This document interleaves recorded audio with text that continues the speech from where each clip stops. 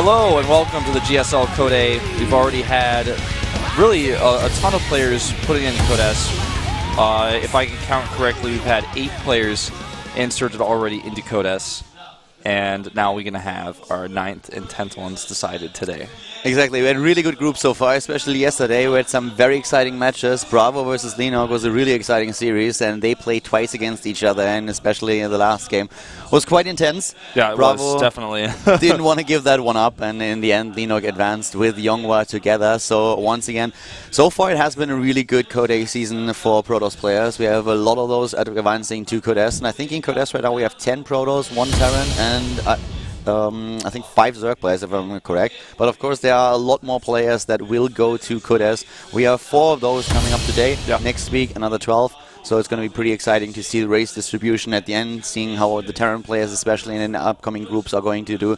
It's going to be an exciting one. Yeah, everybody is wondering if these Terran players that we have left are going to be able to make it in, because right now we only have Maru in Code S. He's the only Terran player, and he's a really good Terran player. So if you're a Terran fan, you're looking at him saying, he's my hero. But I think a lot of Terran fans are hoping that some more Terran players are going to get into the GSL Code S, and so far, everyone has failed this season. Yeah, the fans had a lot of hopes for Flash, but Flash couldn't really perform yesterday. He fell out of the group being the 4th player in the group, which was really disappointing for a lot of people.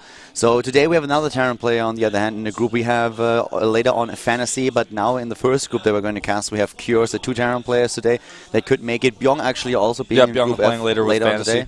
So 2 Terrans in that group, and it would be quite surprising to me if once again there's not a single Terran player that advances to Code S. Especially with good Terran players like Fantasy and Byung. And also Cure is looking really strong right now. Yeah, so we have a little bit of a different system in case that you tuned in for the first time in the current Code A season. The system right now is based on a group stage system, the same one that is being used in Code S. So we have 4-player groups. It's not the tournament bracket anymore that we used in the past seasons, mostly, of course, in 2013. So you can follow your player through one group the entire day. And here are results from yesterday. The earlier group that we had, Symbol was able to qualify against Myungshik, and Myungshik himself then later on also sealed the deal and advanced together with a Zerg player from Team Azubu to Code S. So congratulations to both of them, of course. And that was a really interesting one as well. Yeah. He not really able to perform as well as he wanted to, taking the 4th place in the group. Yeah, he played some good games though, especially his series against Trust was pretty interesting to watch. I enjoyed that one.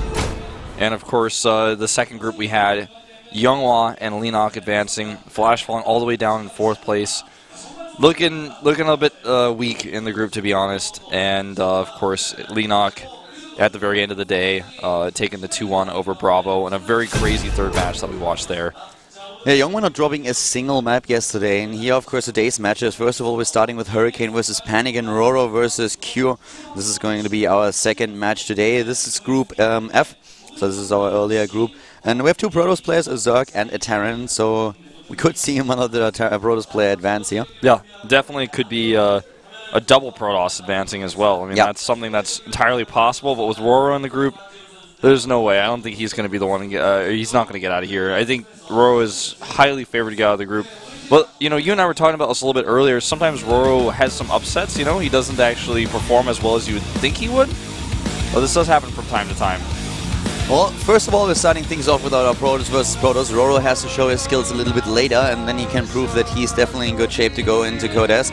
But now it's time for Hurricane and Panic to shine. The StarTail player here to the right side, he wants to go all the way. He wants to go to Code S, of course, but on the other hand, we have Hurricane, who is currently teamless, and for a long time was the heavy hitter of Team FX Open at the end of 2013. Panic definitely had a few great moments in GSTL recently as well. And he's a player who's, I think, underrated by most people, but if you go back and watch his GSTL matches, you'll find he's actually a pretty good Protoss player. Definitely gotten StarTail quite a few important wins.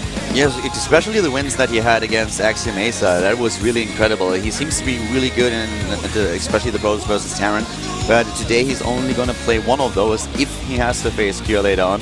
But we are going to find out who advances to the winners match now. We have the first best of 3 of the day, and Yonsu is our first map. Yep, Yonsu being a great map for Protoss versus Protoss. Anything can happen here. It's a 2-player map. It's time for the teamless Hurricane to face off against StarTail Panic here at the GSL Code A with Paolo and Wolf.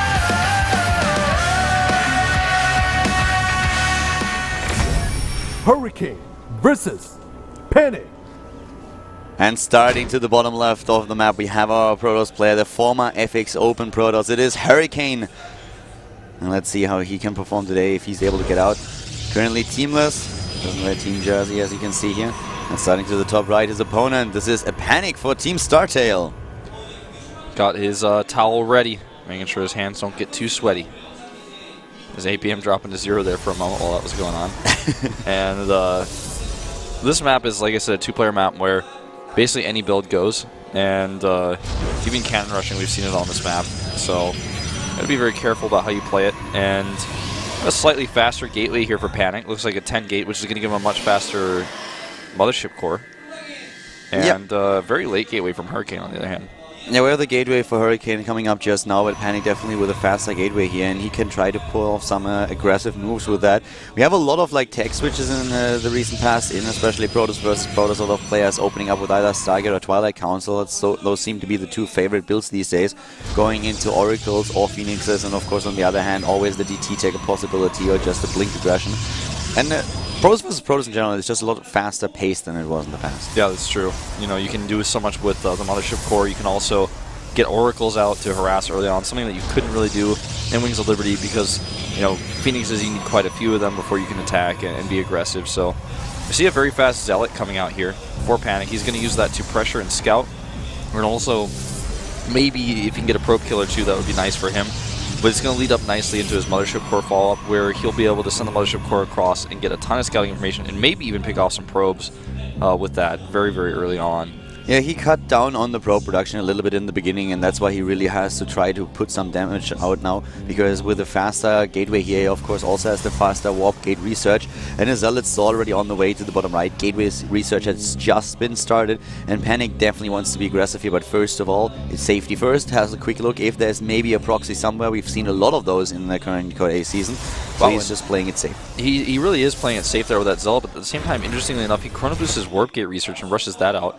Whereas the opposite is true of Hurricane, who gets his not only Mothership core, but his Stalker out before as well. And I'm a little bit concerned he forgot his Warp Gate research, because, okay, there it goes, because he has Mothership core and Stalker, and he had enough money for a while. But this 3-gateway push from Panic is going to really, really hit him hard. He has to make sure he doesn't lose his Mothership core and that it's at home. If he doesn't realize this is happening, his Mothership core is halfway across the map, he's going to lose the game. And the biggest problem for him really being that his warp gate research is so late that Panic will be in a position where he can warp in several rounds of units before Hurricane has his own research ready. And he also is currently relying on a single gateway. And if he doesn't add a few soon, then it's going to hit him so hard that he will probably never be able to recover. He's trying to go for a proxy Stargate here.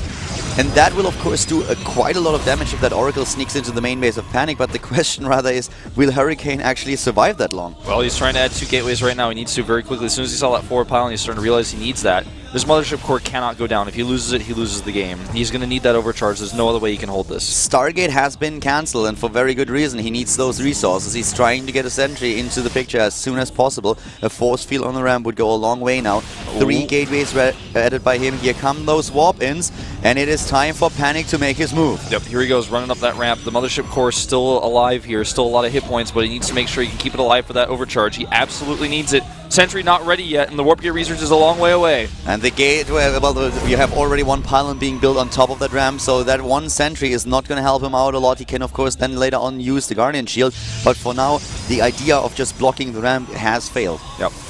And that sentry is not going to be very useful otherwise, because without blocking the ramp, it just doesn't have a lot of ability to force shield these Stalkers. He's going to try for it. As soon as that overcharge is gone, he's going to go for an attack here. Meanwhile, Hurricane has a counter pylon on the other side of the map, so if he holds this, he will be able to counterattack with his 4 gateways relatively easily. First round of warp-ins for Hurricane is there now, but still the Stalker numbers in favor of Panic.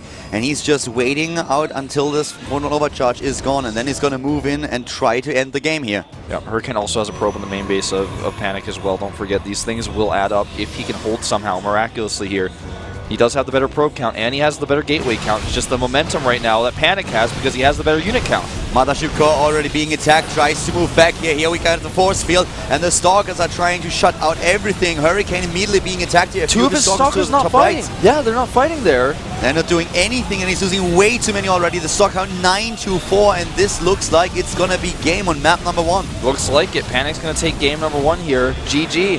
Hurricane, you know, he was in a situation where he was down on Stalkers already, but he had a really good warp gate count. He had 4 to 3, so he had that extra production.